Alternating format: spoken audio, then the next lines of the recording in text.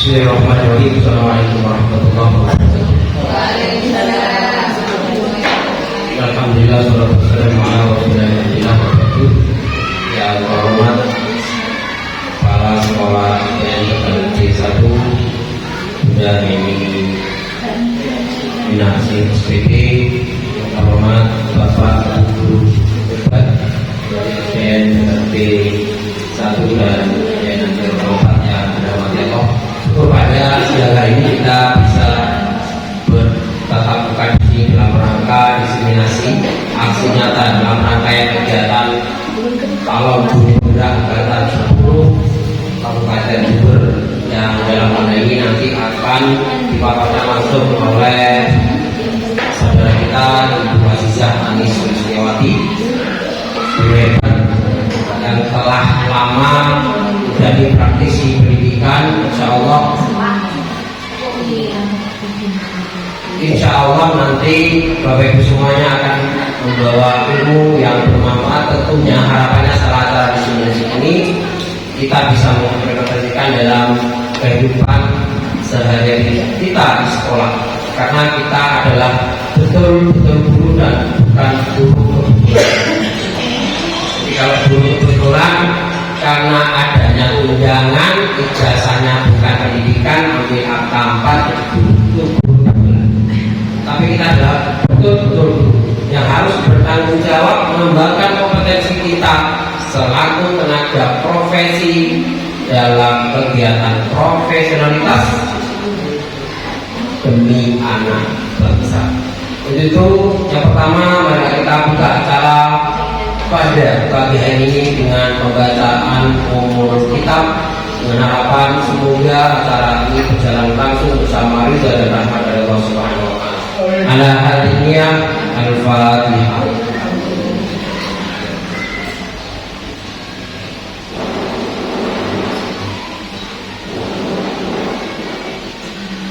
Terima kasih. Selanjutnya sambutan dari Kepala Sekolah SDN Negeri 1 kepada yang terhormat Ibu Eni Minasi SPD waktu kami hadirkan. Terima kasih.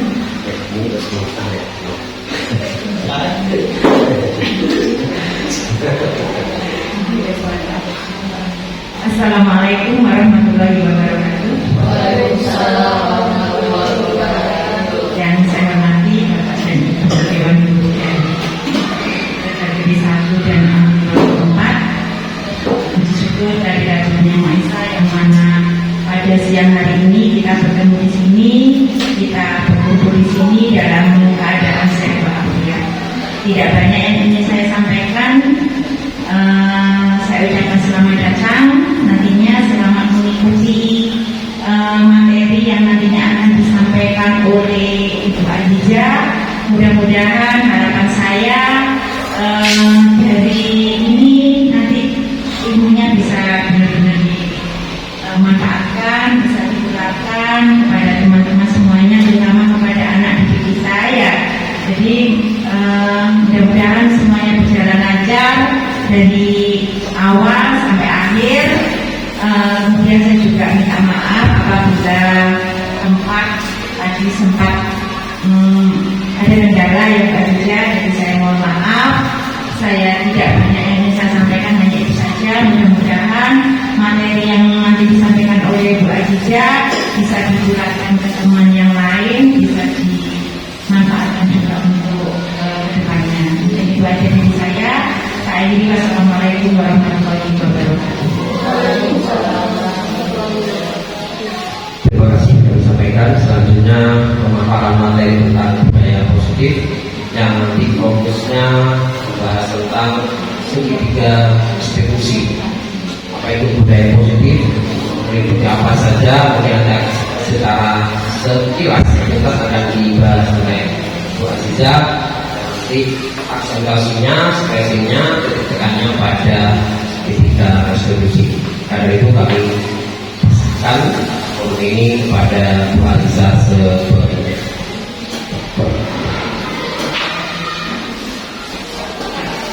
Jadi teman-teman Pak Habib, aku tuh sebelumnya seperti saya agak salah. Assalamualaikum warahmatullahi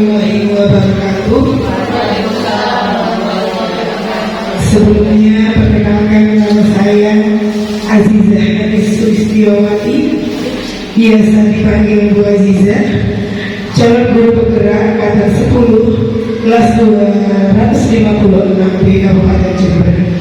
Di sini saya akan memaparkan tentang diseminasi budaya positif, dan khususnya nanti saya akan memaparkan tentang restitusi segitiga restitusi.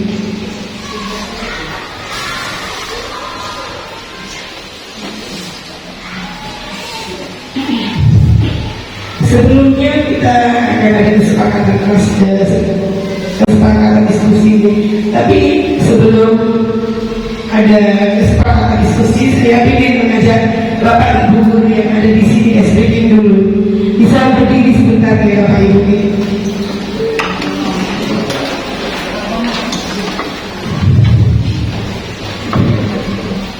Jadi ini speakingnya. Kalau saya bilang atas berarti tangannya ke atas. Lalu kalau bilang ke samping berarti tangannya ke samping. Kalau saya bilang ke depan tangannya ke depan, dua-duanya nih. Kalau bilang ke bawah berarti tangannya ke bawah. Oke. Ke atas, samping, bawah. Nah, kan nggak konsep. Bawah itu berarti sini ya. Ulangi lagi deh. Ke samping, ke bawah, kurang cepat berarti. Ke samping, ke atas, ke bawah. Iya, tepuk tangan tadi konsepnya masih tinggi. Terima kasih Bapak Ibu. Oke, sebelum berlangsungnya diskusi pada pagi hari ini, ada kesepakatan diskusi. Yang pertama yaitu berpartisipasi aktif dalam diskusi. Kedua, mengikuti diskusi sampai selesai. Yang ketiga, menghargai pendapat orang lain. Dan yang keempat, memberikan kesempatan berbicara secara bergiliran.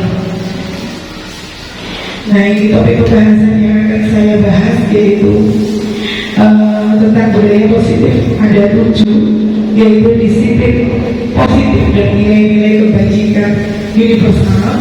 Yang nomor 2, teori motivasi.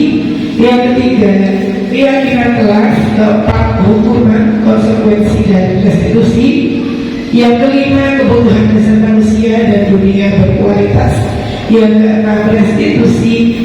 5, posisi kontrol. Dan yang terakhir, ini yang akan saya bahas yaitu tentang restitusi, segitiga restitusi. Nah,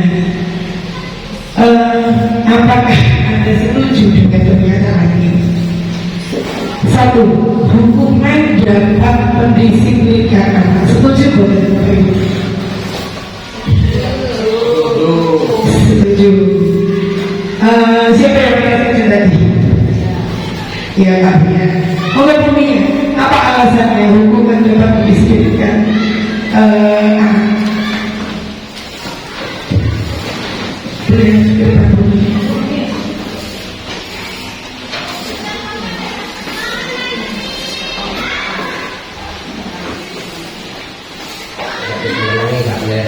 Ya Bu Aziza, saya setuju kalau hukuman itu ya bisa mendisiplinkan anak ya.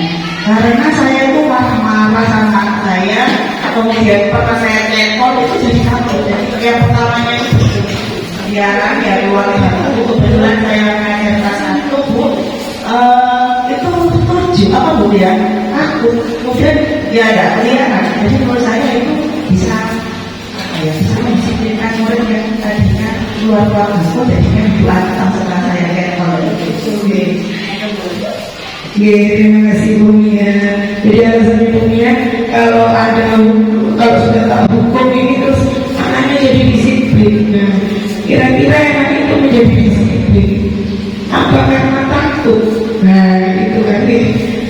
Nah, jadi jawabannya adalah hukuman dapat mendisiplinkan anak. Hukuman seringkali hanya menghentikan perilaku negatif sementara, tetapi tidak mengajarkan keterampilan atau nilai-nilai positif jangka panjang. Hukuman dapat menimbulkan rasa takut. Nah, jadi anak ini hanya takut saja, dendam yang dapat merusak hubungan antara guru dan siswa. Pendekatan disiplin yang lebih efektif adalah yang mendidik siswa tentang konsekuensi dari tindakan mereka dan membantu mereka mengembangkan keterampilan pengendalian diri di bawah kesalahan.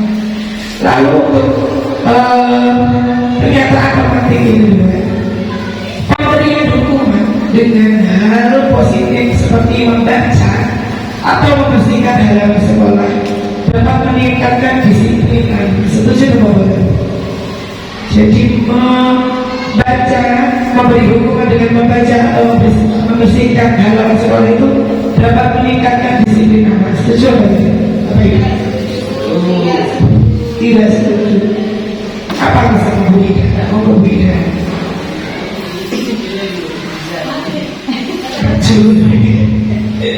Belum dapat apa-apa deh.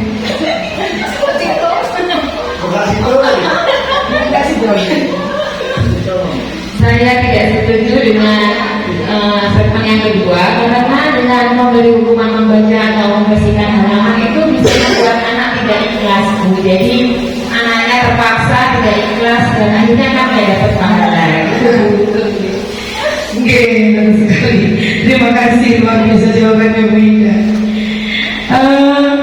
Jadi pemberian hukuman dengan hal positif seperti membaca atau membersihkan halaman sekolah dapat meningkatkan disiplin anak. Itu termasuk pemberian konsekuensi yang bersifat konstruktif, seperti membaca atau membersihkan halaman sekolah dapat lebih efektif daripada hukuman yang bersifat merendahkan atau menghukum.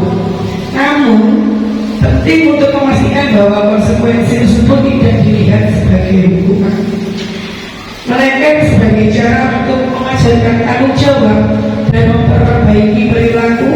Konsekuensi yang konstruktif harus disertai dengan penjelasan yang jelas tentang mengapa tindakan tersebut diperlukan dan bagaimana hal itu membantu siswa belajar dan berkembang. Begitu Bapak Ibu.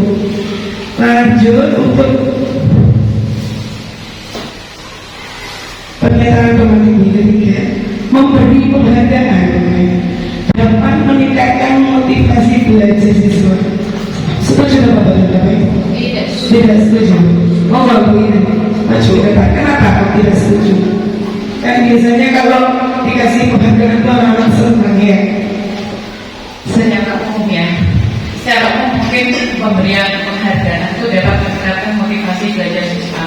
Tapi pada kenyataannya setelah saya terapkan di kelas, ya, itu mungkin hanya memotivasi anak yang pintar aja, sedangkan yang lain itu tidak. Jadi malah kayaknya gini, saya harus pasti itu nanti yang dapat. Jadi untuk yang lain itu jadinya tambah males kalau untuk saya nanti, karena nggak ada pasti aku nggak menang, pasti aku nggak dapat menang seperti itu Bu.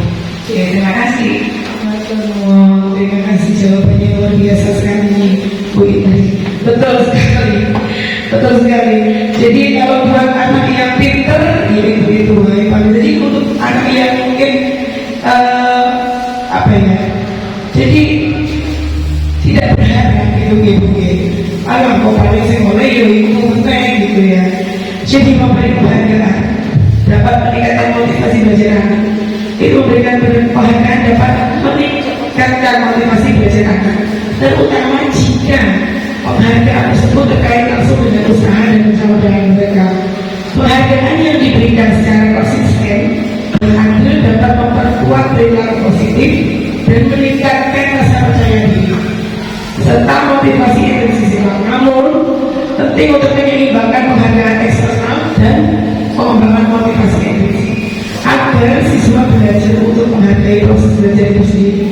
Jadi nanti mereka itu hanya bergantung dengan penghargaan saja gitu, bukan hanya hasil akhirnya. Ya, ini topik yang pertama saya akan bahas, nanti cuma sedikit saja. Nanti yang akan saya bahas penuh adalah topik saya, yaitu segitiga institusi. Yang pertama topiknya disiplin positif dan nilai kebajikan universal. Apa itu makna disiplin? Berasal dari bahasa Latin disiplina yang berarti belajar. Makna asal dari kata ini berkonotasi dengan disiplin diri dari murid-murid Socrates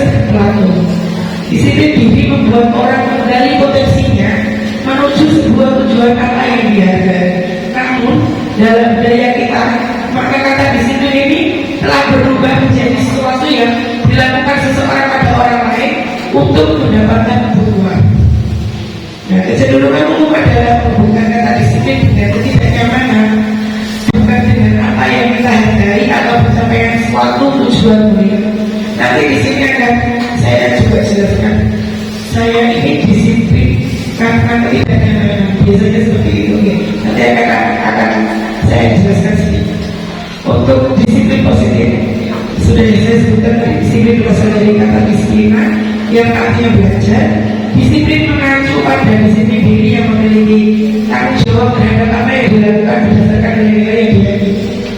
Disiplin positif merupakan salah satu cara penerapan disiplin yang bertujuan untuk menumbuhkan kesadaran serta memberdayakan peserta didik tanpa imbalan, penghargaan atau reward, ajaran atau hukuman.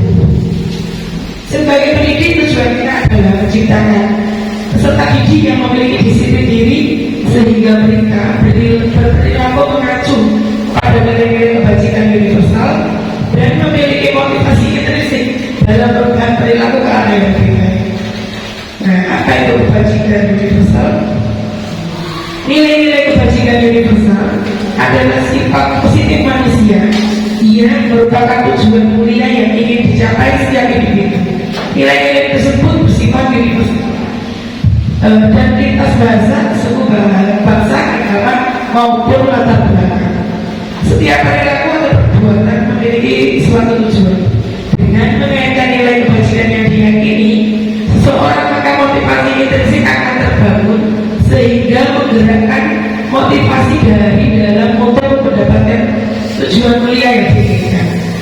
Nilai-nilai kebajikan yang ingin dicapai oleh setiap anak Indonesia kita kenal dengan profil pelajar Pancasila, yaitu beriman, bertakwa pada Tuhan Yang Maha Esa dan beragama mulia, mandiri, bernilai kritis, berkebinekaan global, bergotong royong dan kreatif. Lanjut untuk topik kedua, yaitu teori motivasi. Nah, tadi kan ada sedikit saya disiplin karena ketidaknyamanan. Teori motivasi perilaku manusia yang pertama yaitu untuk menghindari ketidaknyamanan atau hukuman. Apa yang akan terjadi apabila saya tidak melakukannya? Yang kedua, untuk mendapatkan imbalan dari orang lain atau institusi. Ini motivasinya motivasi eksternal. Dan yang ketiga, saya disiplin untuk menghargai diri saya sendiri, yaitu saya akan menjadi orang seperti apa bila saya melakukannya. Ini motivasi internal, tujuan dari disiplin positif. Nah, ini sebagai contohnya Bapak Ibu, sebagai seorang guru, saat Anda hadir mengajar di kelas tepat waktu, motivasi apa yang berdasari tindakan Anda? Nah, di sini kalau motivasi yang menghindari ketidaknyamanan dan hubungan, contohnya yaitu saya datang tepat waktu karena tidak ingin ditegur oleh atasan dan kemudian mendapat surat peringatan. Nah, ini namanya motivasi menghindari ketidaknyamanan atau hubungan. Nah, yang kedua, Anda ingin mendapatkan pujian dari atasan dan mendapatkan penghargaan sebagai karyawan atau guru berprestasi. Nah, ini termasuk motivasi yang kedua, yaitu mendapatkan imbalan atau penghargaan dari orang lain. Nah, yang ketiga, Anda ingin menjadi orang yang menghargai waktu, menghargai diri Anda sendiri sebagai teladan bagi murid Anda, karena Anda percaya tindakan yang Anda sebagai guru akan dicontoh oleh murid-murid Anda. Nah, ini termasuk motivasi menghargai nilai-nilai diri sendiri. Jadi, mana motivasi yang paling kuat mendasari tindakan Anda? Mana Bapak Ibu? Ketika Anda hadir mengajar di kelas tepat waktu, motivasi mana yang tepat mendasari tindakan Anda? Kalau tidak, kadang ada yang takut karena ditegur sama atasan. Iya, yang masih nomor 3. Ini ada salah satu tujuan disiplin positif, yaitu ingin menjadi orang yang menghargai waktu, menghargai diri Anda sendiri sebagai teladan bagi murid-murid Anda, karena Anda percaya tindakan Anda sebagai guru itu dicontoh oleh murid-murid Anda. Oke. Lanjut ke topik yang ketiga, yaitu keyakinan kelas. Saya yakin Bapak Ibu kemarin sudah mengerjakan keyakinan kelas PMD Bapak Ibu. Apa itu? Perbedaan antara peraturan dan keyakinan kelas. Kenapa kok tidak peraturan saja? Kenapa harus keyakinan kelas? Nah ini, jadi artinya peraturan cenderung fokus pada pengendalian perilaku melalui aturan-aturan estetik yang harus dipatuhi. Ini bisa membuat siswa mematuhi peraturan hanya untuk menghindari hukuman, bukan karena mereka memahami dan menyetujui alasan dibalik peraturan tersebut. Kalau keyakinan kelas yaitu mendorong siswa untuk memahami dan menginternalisasi nilai-nilai positif yang mendasari aturan-aturan tersebut. Dengan memahami mengapa nilai-nilai ini penting, nah, siswa lebih cenderung mengadopsi perilaku positif secara sukarela, jadi tidak bukan takut dan konsisten bahkan ketika tidak ada pengawasan langsung.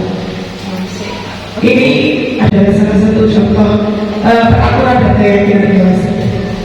Kata-kata peraturan yaitu selalu kembalikan buku ke tempatnya. Nah, ini kalau semuanya nggak tanpa balikan, ini aku dihukum guru gitu ya. Nah itu akhirnya cenderung hanya dilakukan ketika ada gurunya saja. Kalau keyakinan kelasnya, katakannya saya bertanggung jawab, berarti mereka harus bertanggung jawab apa yang sudah mereka lakukan, mereka harus bertanggung jawab. Nah, nomor 2 yaitu dilarang mengganggu orang lain, jadi dengan kata-kata menghormati orang lain. Hadir di sekolah 15 menit sebelum pembelajaran dimulai, yaitu menghormati orang lain dan berkomitmen. Dilarang melakukan kekerasan, keserakahan, dan menghormati orang lain. Dilarang menggunakan narkoba, itu berarti menggunakan kesehatan, bergantian atau menunggu giliran, yaitu menghormati orang lain, bersabar. Gunakan masker, berarti kata-kata yang menggunakan kesehatan dan keselamatan. Jangan berlari di kelas atau koridor menggunakan kata keselamatan dan keselamatan. Ini adalah salah satu contoh keyakinan kelas yang sudah saya buat kemarin di contohnya seperti ini. Jadi saya diskusikan dulu dan saya kasih arahan dulu ke anak-anak, lalu mereka mendiskusikan keyakinan kelas, kemudian menempelkan tulisan keyakinan kelas yang sudah mereka buat. Ini keyakinan kelasnya. Nah, topik yang keempat yaitu hukuman, konsekuensi dan restitusi. Apa perbedaan antara hukuman dan konsekuensi? Di sini sudah terlihat beda. Kalau hukuman itu sesuatu yang menyakitkan dan harus terjadi. Kalau konsekuensi ini sesuatu yang tidak terjadi, sesuatu yang harus terjadi. Yang kedua yaitu membuat anak sakit secara fisik maupun hati untuk jangka waktu yang lama. Ya, yang konsekuensi yaitu membuat anak merasa tidak nyaman dalam jangka waktu pendek. Hukuman, anak membenci kedisiplinan. Kalau konsekuensi, anak menghargai disiplin. Hukuman itu paksaan, kalau konsekuensi itu stimulus tanggapan. Hukuman itu mendorong anak menyakiti diri sendiri. Konsekuensi mendorong anak agar mudah menyesuaikan diri. Untuk hukuman konsep diri yang buruk, konsekuensi konsep diri yang baik. Hukuman anak belajar untuk menyembunyikan masalah, kalau konsekuensi anak belajar untuk mematuhi peraturan. Hukuman marah, merasa bersalah, dipermalukan, merasa tidak dihargai. Kalau konsekuensi kehilangan hak, dibuat tidak nyaman, disayangkan untuk sementara atau repot. Nah, sekarang saya mau tanya, kalau tindakan guru ini mencatat 100 kali, pasti pernah ya, mencatat 100 kali di dalam buku kalimat saya tidak akan terlambat lagi karena terlambat ke sekolah. Ini termasuk hukuman atau konsekuensi? Ya, hukuman. Yang kedua, lari mengelilingi lapangan basket 2 kali karena terlambat hadir konsekuensi? Konsep. Ya, hukuman. Untuk murid diminta untuk push up 15 kali karena tidak menggunakan masker di sekolah. Hukuman atau konsekuensi? Oke. Nah, ini menggantikan kertas tugas teman yang telah dicoret-coret. Konsekuensi, betul. Membersihkan tumpahan air di meja tulis karena tersenggol pada saat belajar. Konsekuensi. Murid disuruh untuk tidak menggunakan sepatu sehari di sekolah karena tidak mengenakan sepatu hitam. Apa ini? Hukuman. Dan yang terakhir, lari mengelilingi lapangan basket 2 kali karena terlambat 10 menit dalam pelajaran TJK. Apa ini? Nah, yang terakhir ini adalah konsekuensi. Kenapa? Karena kan ini anaknya terlambat dan itu maksudnya gurunya untuk pemanasan, jadi bukan menghukum. Iya, dan itu juga pelajaran TJK. Beda lagi kalau pelajarannya IPAS, tapi disuruh keliling lapangan basket, ada satu contoh itu baru hukuman ini. Lanjut, ini adalah perbedaan antara hukuman, konsekuensi, dan restitusi. Jadi kalau hukuman itu identitas gagal, kalau konsekuensi dan restitusi itu identitas sukses dan disiplin. Hukuman sudah disebutkan sesuatu yang menyakitkan dan harus terjadi. Nah, kalau konsekuensi sesuatu yang harus terjadi. Tapi kalau restitusi adalah merupakan pilihan. Nanti saya akan memberikan pengertian restitusinya di belakang saja karena saya nanti mau menyampaikan tentang segitiga restitusi ini. Yang kedua yaitu tidak nyaman kalau hukuman untuk murid dan jangka panjang. Tapi kalau untuk konsekuensi tidak nyaman untuk jangka waktu pendek. Yang restitusi menguatkan murid atau anak dalam jangka waktu panjang. Yang ketiga, korban mendapat keadilan. Jadi kalau hukuman korban mendapat keadilan, kalau konsekuensi korban bisa mengabaikan. Kalau restitusi korban mendapatkan ganti. Murid anak akan disakiti. Kalau konsekuensi murid atau anak dibuat tidak nyaman. Kalau restitusi murid atau anak mendapatkan penghormatan. Lalu hukuman perilaku pasif agresif menikah. Untuk konsekuensi penguatan hanya bertahan dalam jangka waktu pendek dan restitusi masalah terpecahkan.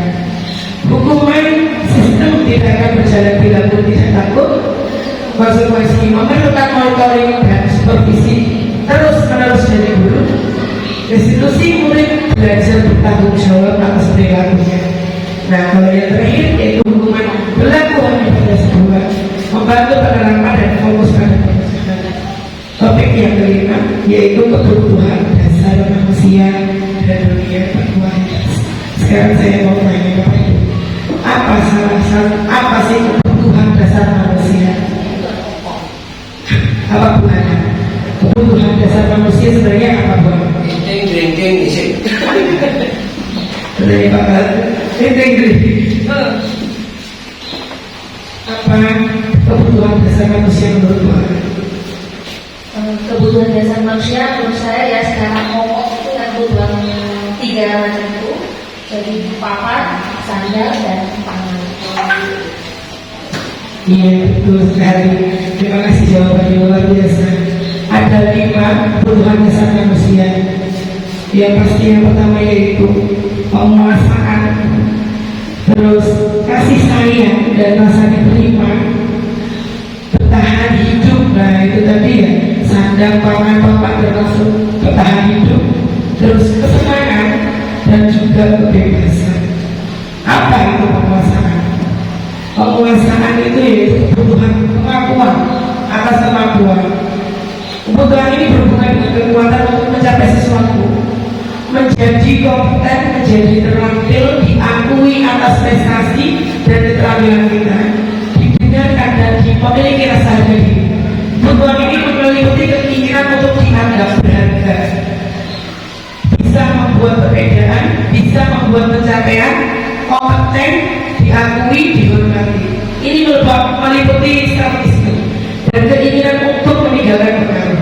Anak-anak yang memiliki kebutuhan dasar akan penguasaan yang tinggi biasanya selalu ingin menjadi pemimpin.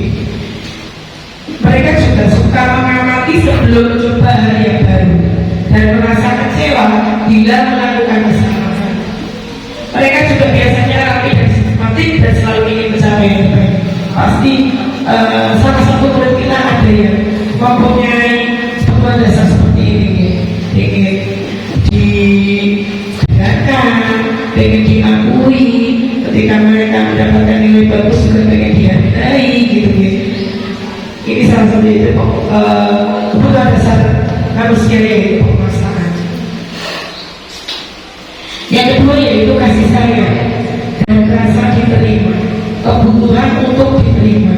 Kebutuhan ini dan tiga kebutuhan berikutnya adalah kebutuhan psikologis, yaitu kebutuhan untuk disayangi dan diterima, meliputi kebutuhan akan hubungan dan koneksi sosial, kebutuhan untuk memberi dan menerima kasih sayang, dan kebutuhan untuk merasa menjadi bagian dari suatu kelompok. Kebutuhan ini juga meliputi keinginan untuk tetap terhubung dengan orang lain, seperti teman, keluarga, pasangan hidup, teman kerja, binatang peliharaan, dan kelompok di mana kita terhubung. Anak-anak yang memiliki kebutuhan dasar kasih sayang dan rasa diterima yang tinggi biasanya ingin disukai dan diterima oleh lingkungannya. Mereka juga akrab dengan orang tuanya. Biasanya mereka belajar karena suka pada gurunya. Bagi mereka memang sebayalah sangat penting. Mereka juga biasanya suka bekerja dalam kelompok. Ada tidak murid yang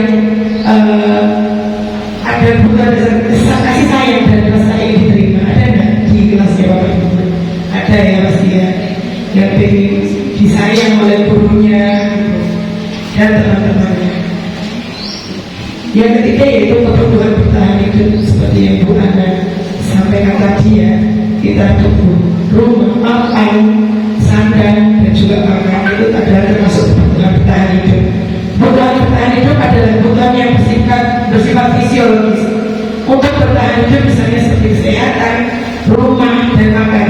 Kebutuhan biologis seperti bagian dari proses reproduksi, termasuk kebutuhan untuk tetap bertahan hidup. Komponen psikologis pada kebutuhan ini meliputi kebutuhan akan perasaan aman. Lanjutnya yaitu kebutuhan akan kesenangan. Jadi kebutuhan untuk mencari kesenangan, bermain dan tertawa. Tidak usah anak-anak, kita saja terkadang ya butuh kesenangan ya, supaya ya healing ya, itu termasuk kebutuhan kesenangan. Nah, anak-anak dengan kebutuhan kesenangan yang tinggi ini biasanya ingin menikmati apa yang dia lakukan. Mereka juga berkonsentrasi tinggi saat mengerjakan hal yang disenangi. Mereka suka permainan dan suka mengoleksi barang, suka bergurau, suka melucu, dan juga memuaskan. Bahkan saat mereka bertingkah laku buruk, mereka masih terlihat lucu. Ini yaitu kebutuhan kesenangan. Dan lanjutnya yaitu kebebasan, kebutuhan akan pilihan. Kebutuhan untuk bebas adalah kebutuhan akan kemandirian, otonomi, memiliki pilihan dan mampu mengendalikan arah hidup seseorang. Anak-anak punya kebutuhan kebebasan yang tinggi, menginginkan pilihan.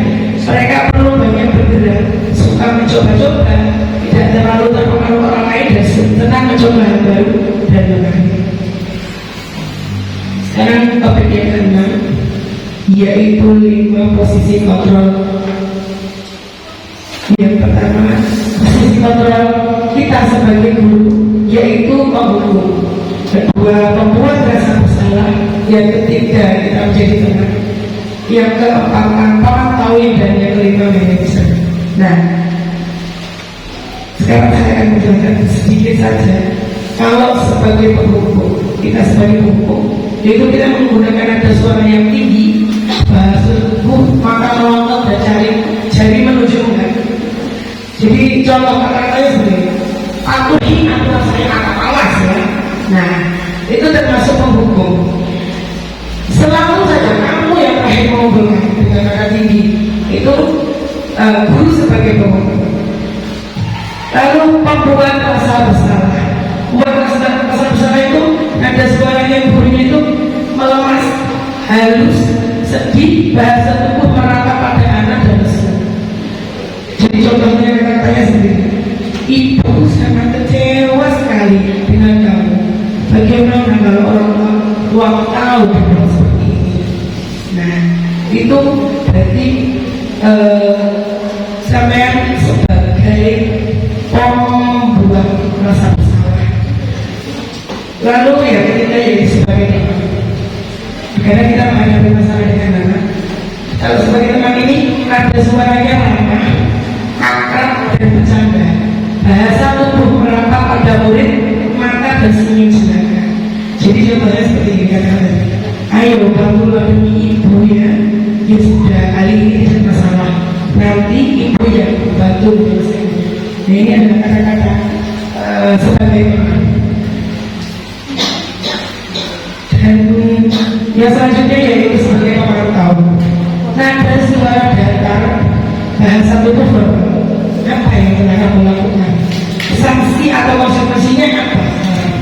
Apa yang kalian lakukan? Sanksinya apa kalau kalian melakukan seperti ini? Nah, ini berarti guru sebagai pemantau. Dan yang terakhir adalah guru sebagai manajer, yaitu nada suaranya lurus, bahasa tubuh tidak kaku dan mendekat ke tubuh. Apakah kamu meyakininya? Jika kamu meyakininya, apakah kamu mau memperbaikinya? Nah, ini adalah kata-kata sebagai manajer. Kira-kira Bapak Ibu guru di sini masih di tahap yang mana nih Bapak? Penghukum atau membuat rasa bersalah, atau teman, atau pemantau, atau manajer? Jujur saja Bapak Ibu, kalau saya sebelum mengenal guru penggerak ini, iya betul, saya sebagai penghukum. Jadi anak-anak pokoknya bukti dan disiplin gitu ya Bapak Ibu. Ternyata itu semuanya sama. Seharusnya kita bisa menjadi seorang manajer. Jadi apa ya? Jadi guru yang dekat dengan anak-anak seperti itu Bapak Ibu. Nah, ini ada pernyataan-pernyataannya. Kalau saya kecewa sekali dengan kamu, dan ini adalah pernyataan membuat orang merasa bersalah. Kamu tidak pernah benar melakukannya. Nah, itu sebagai pemukul. Ayolah, lakukan demi bapak dan ibu. Ini sebagai teman. Apakah kamu mendapatkan stiker bintang hari ini? Ini sebagai pemantau. Bagaimana kamu bisa menyelesaikan masalah ini? Ini sebagai manajer dan kamu mesti selalu yang paling terakhir. Nah, ini adalah sebagai pemukul. Nah, ini adalah topik 7 segitiga restitusi yang akan saya bahas pada pagi hari ini. Apa itu restitusi? Tadi sudah sedikit saya sampaikan, ada hukuman, konsekuensi dan restitusi yang pasti berbeda ya Pak. Apa itu restitusi? Restitusi adalah proses menciptakan kondisi bagi murid untuk memperbaiki kesalahan mereka sehingga mereka bisa kembali pada kelompok mereka dengan karakter yang kuat. Segitiga restitusi. Segitiga restitusi adalah tahapan yang dilakukan seorang guru untuk membawa seseorang yang menaati kesepakatan kelas yang telah dibuat dan mengakuinya secara sadar dan terbuka ketika melakukan kesalahan serta merasakan kenyamanan ketika telah berperilaku jujur. Ini dia kata-kata segitiga restitusi. Ketika anak-anak punya masalah, jangan langsung diadili Bapak Ibu. Kita harus menggunakan langkah segitiga restitusi ini. Yang pertama yaitu menstabilkan identitas. Dan yang kedua, validasi tindakan yang salah. Yang ketiga yaitu menanyakan keyakinan. Bagaimana caranya menstabilkan identitas? Apa itu menstabilkan identitas? Menstabilkan identitas yaitu untuk membuat anak yang merasa gagal, yang mempunyai masalah tersebut karena berbuat salah menjadi positif terhadap dirinya. Jadi dengan cara berkata seperti ini, guru berkata berbuat salah itu hal yang manusiawi. tidak ada manusia yang sempurna. Bapak Ibu juga pernah berbuat salah. Kita pasti bisa menyelesaikan masalah ini. Nah, Bapak Ibu tidak tertarik untuk mencari tahu siapa yang benar, siapa yang salah. Tapi Bapak Ibu lebih tertarik untuk menyelesaikan masalah. Kalau langsung menyalahkan dirimu sendiri terus, apakah kamu bersikap baik pada dirimu sendiri? Jadi kata-kata ini akan membuat merasa bersama tersebut menjadi positif terhadap dirinya. Yang selanjutnya yaitu melakukan validasi kebutuhan. Apa itu validasi kebutuhan? Yaitu membantu siswa mengenali basic kebutuhan yang ingin dipenuhinya. Kenapa melakukan seperti itu? Apa itu? Ketika melakukan salah itu, pada dasarnya setiap tindakan manusia tujuannya adalah memenuhi kebutuhannya. Apakah itu power, freedom, love, and belonging, fun, atau survival? Nah, seperti ini, guru berkata seperti ini kalau melakukan validasi kebutuhan terhadap anak yang bermasalah tersebut. Jadi guru bisa berkata, kamu bisa saja kan melakukan hal yang lebih buruk, tapi kamu tidak melakukannya kan? Nah, lalu bisa juga, kamu pasti punya alasan kenapa kamu melakukannya. Juga yang kedua, ketiga itu apa yang penting bagi kamu melakukan seperti itu. Kamu boleh tetap berusaha menjaga sikap itu, tapi tambahkan sikap yang lain yang baru. Maukah kamu belajar cara lain untuk mendapatkan yang kamu butuhkan tanpa harus memukul? Dan apakah kamu bisa melakukan dengan lebih baik besok lagi? Jadi validasi kebutuhan ini yaitu mengenali kebutuhan yang ingin dipenuhinya oleh anak tersebut yang melakukan kesalahan. Selanjutnya yaitu setelah memvalidasi tindakan, baru kita akan melakukan menanyakan keyakinan kelas. Pasti kita sudah membuat keyakinan kelas, juga berdiskusi dengan anggota kelasnya. Jadi kan pasti anak-anak sudah tahu keyakinan kelas yang sudah dibuat Bapak Ibu dan juga siswa-siswa yang ada di kelas. Nah, setelah kita validasi tindakan, kita tanyakan apa nilai yang kita percaya di kelas atau di sekolah kita, atau bisa dengan nilai-nilai yang berbesar apa yang telah kita sepakati sebelumnya, atau juga bisa dengan kelas yang ideal itu seperti apa sih? Karena kan tadi sudah sebelum membuat keyakinan kelas pasti kita sudah memberikan arahan keyakinan kelas seperti ini, apa yang ingin dicapai sebagai dicapai menjadi kelas yang ideal. Lalu kamu ingin jadi anak yang seperti apa? Apa yang kamu rasakan ketika kamu melakukan itu? Kamu menjadi orang yang seperti apa? Keyakinan kelas apa yang sudah kita sepakati sebelumnya? Seperti itu contohnya. Nah, di sini ada dua kasus yang akan saya bahas. Yang pertama yaitu tentang adalah siswa yang terlambat ke sekolah. Dia tergesa-gesa yang menyebabkan abang tidak bisa hadir. Sebagai guru, saya menggunakan langkah-langkah restitusi untuk menyelesaikan masalah tersebut dengan baik. Videonya seperti ini Bapak Ibu.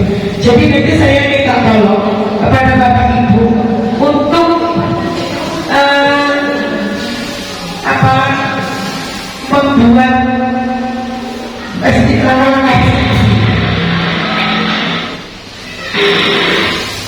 Jadi nanti kata-kata nama yang saya sebutkan di dalam video tersebut, langkah restitusi, contohnya masalah dengan identitas itu, kata-kata yang mana yang saya lakukan di dalam video tersebut, gitu. Nanti yang bisa boleh masuk di maksudnya tadi ada 3 langkahnya. Apa saja Bapak Ibu tadi? Langkah restitusinya. Iya, selanjutnya identitas lalu memvalidasi tindakan dan yang terakhir menanyakan keyakinan dia. Ya betul. Nah, nanti di dalam kasus ini saya akan memberikan sebuah video dengan dengan amati, dengan perhatikan. Di situ nanti saya akan melakukan menyelesaikannya dengan segitiga restitusi. Nah, yang termasuk menambahkan identitas itu yang bagian mana itu nih, Bapak Ibu. Tenang saja, nanti videonya, setelah video saya akan menyantumkan percakapannya, jadi nggak usah dihafal kata-kata gitu Pak ya. Kok pas datang tribun, nggak usah, nanti akan ada skenario kasusnya gitu. Mau nggak bersama ya Bapak Ibu.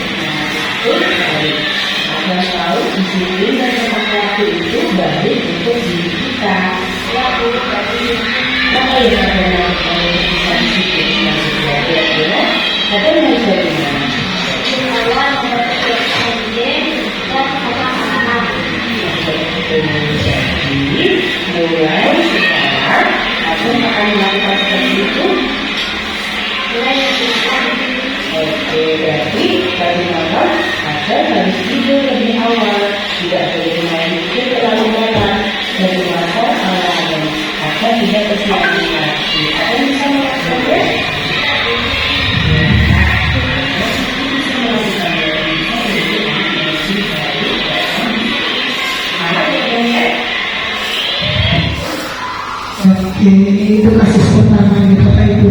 Jangan dilihat aktor dan aktrisnya ya, masih pemula, belum bisa jadi seperti Luna Maya. Nah, ini kasus yang pertama, dan terlambat ini ada skenario kasusnya. Mungkin ada yang bisa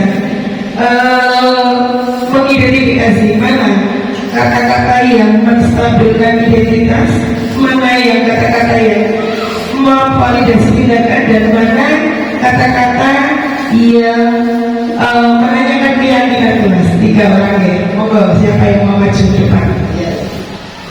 Bapak, oke. Monggo, menstabilkan identitas yang mana Bapak? Monggo, maju depan. Oh iya, Bu siapa ini? Bu Ismi. Keyakinan. Belum mengimani. Monggo. Keyakinan dan kebudayaan.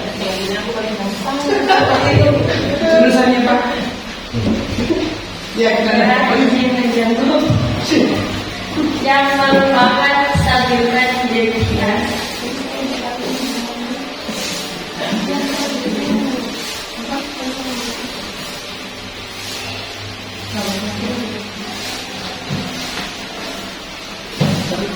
Menurut saya, yang merupakan menstabilkan identitas itu percakapan yang disampaikan oleh Ibu Aziza yang atas. Setiap manusia itu pasti pernah melakukan kesalahan. Kita bisa memperbaiki masalahnya. Bu Aziza juga pernah terlambat ketika menghadiri acara, tetapi di sini Bu Aziza ingin membantu Anda mencari solusi supaya tidak terlambat. Iya, iya. Terus tadi ini matur nuwun sangat, silakan kembali. Iya, betul sekali. Tadi sudah saya sampaikan nih, menstabilkan identitas itu dengan cara setiap manusia itu pasti pernah melakukan kesalahan. Kita bisa memperbaiki masalahnya. Bu Aziza juga pernah pernah terlambat, tetapi di sini Bu Aziza ingin membantu Anda mencari solusi supaya tidak terlambat lagi. Betul sekali. Terima kasih Bu Ismi. Untuk yang kedua yaitu memvalidasi tindakan. Mungkin ada yang mau jawab. Validasi tindakan percakapan yang mana yang termasuk validasi tindakan? Monggo maju ke depan. Siapa yang mau menjawab?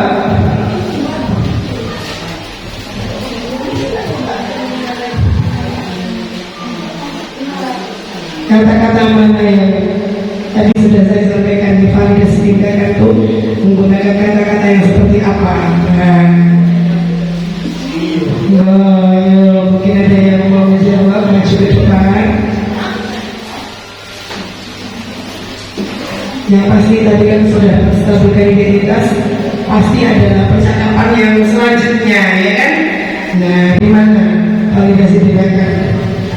Bukan Bu Eka, mau menjawab? Mau maju ke depan Bu Eka?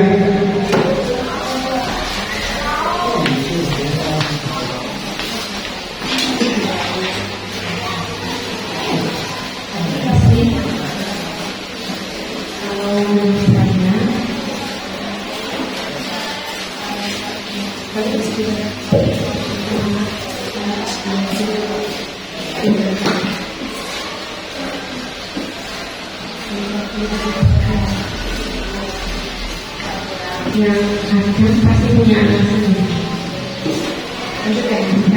Kenapa hari ini bisa terlambat? Oh iya, Kayak gitu. terima kasih, tepuk tangan buat Bu Eka. Matur nuwun ya Bu Eka. Iya, betul sekali. Memvalidasi tindakan bisa menggunakan kata-kata Anda pasti punya alasan. Kenapa hari ini terlambat? Iya, tadi sudah dikasih contoh ya. Nah, yang terakhir menanyakan keyakinan. Nah, apa ini? Kata-kata yang mana yang termasuk menanyakan keyakinan? Yo, ya, Fitri, monggo boleh maju ke depan.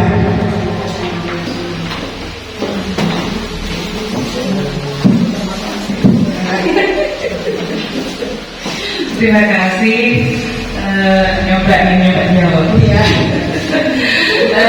Untuk keyakinan kelas sebenarnya ya, ada masih kan tidak tentang keyakinan kelas yang sudah kita perbuat. Apa saja salah satu keyakinan kelas yang dimungkin Bu? Iya, betul sekali. Terima kasih Bu Indri.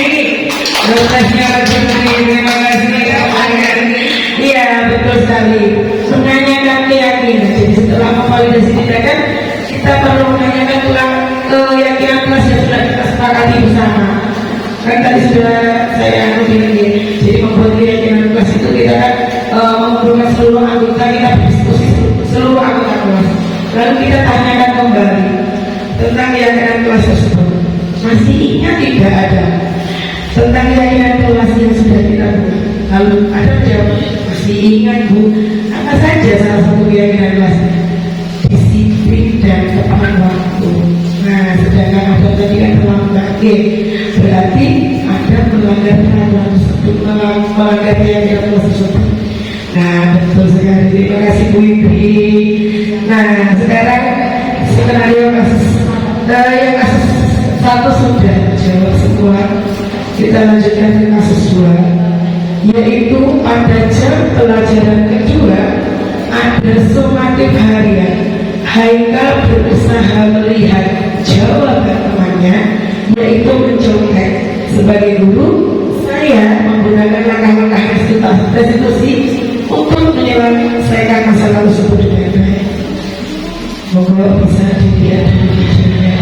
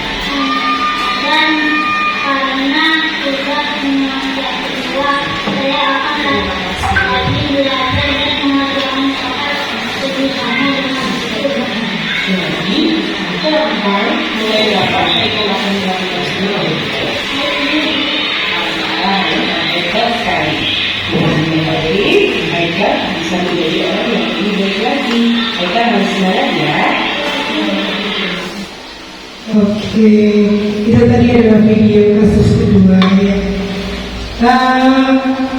Sama seperti yang tadi ya. Mana percakapan saya yang memberikan menstabilkan identitas. Jadi saya mungkin ada yang mau maju jawab menstabilkan identitas. Kata-kata mana yang termasuk menstabilkan identitas?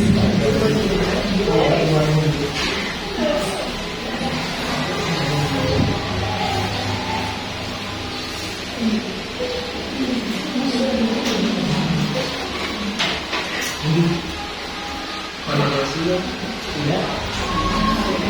yang bisa monggo maju depan?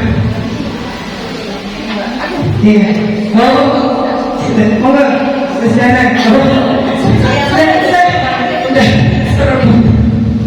Monggo pada nari.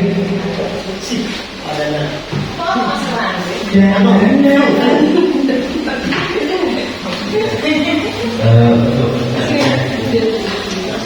bisa berikan identitas untuk saya yang manusia memiliki kesalahan itu tidak sedangkan atas kesalahan itu, tapi ibu fokus dalam perbaiki masalah. Atau mau tepuk tangan dong. Ngobrol sama dia buat Pak Danang hadiah untuk dirinya. Jangan dilihat dari harganya, dilihat dari boyo. Iya, betul sekali. Setiap manusia itu memiliki kesalahan. Ibu tidak menyalahkan atas kesalahannya kalau buat, tetapi ibu fokus dalam memperbaiki masalah ini. Betul sekali. Lalu lanjutannya langkah resolusi yang kedua yaitu memvalidasi tindakan. Apa percakapan mana yang termasuk memvalidasi tindakan? Monggo yang mau maju ke depan.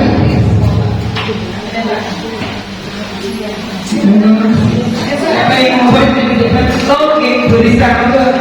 Silakan, Bu Rista.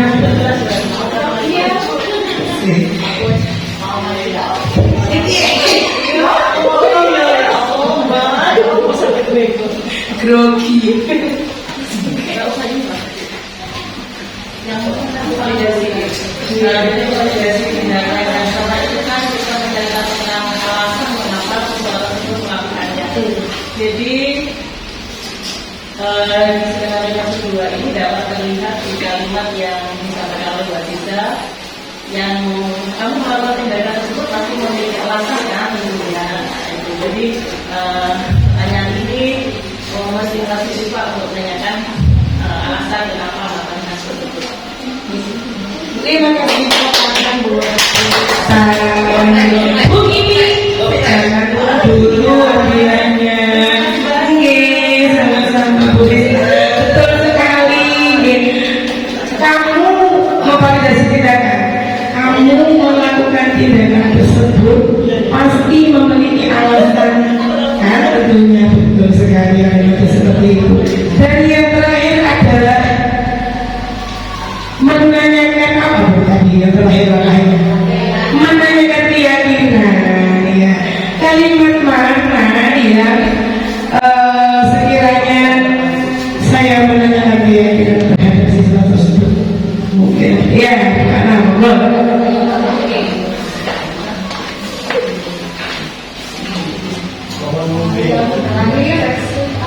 Yang terakhir menanyakan kembali dan kelas itu tampak ada kalimat yang Bu Aziza menyampaikan kalau itu tidak dari kelas harus kita bersama-sama tentu harus melakukan sikap jujur. Iya. Oke, applause ya Maria Bagaimana? Ini dapat sedikit hadiah. Iya, berat sekali ya. Yaitu gelas dan airnya maksudnya.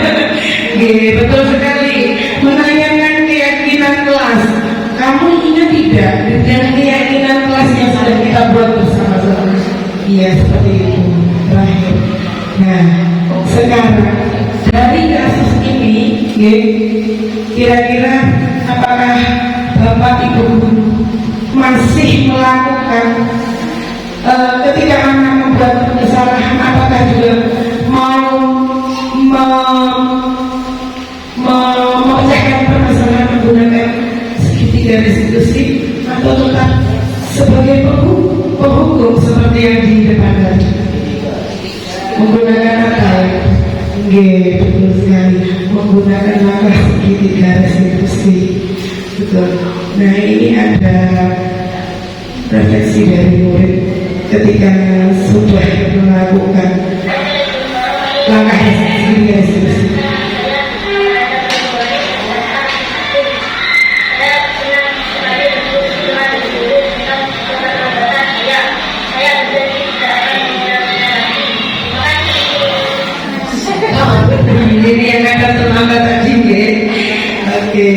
sekali menurut saya. Ini, nah ini lebih lucu lagi. Mau gimana?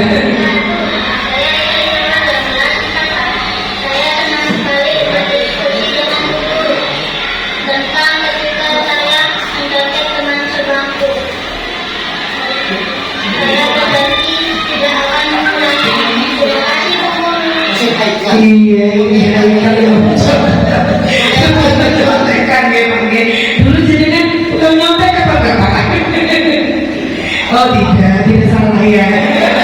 Betul ya. Tidak ada bedanya dengan itu. Betul. Oke, jadi sekarang saya akan merefleksi apa yang jenengan dapatkan pada hari ini. Mungkin ada yang mau menjawab, mau menyampaikan refleksi apa yang jenengan dapatkan dari hari ini.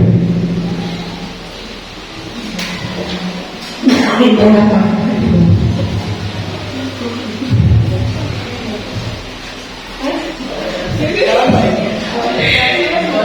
Lupa sudah. Ini kalau nggak ada Banyak.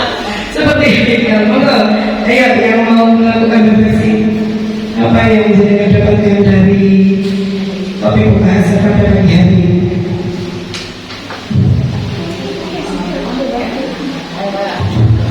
Rumia.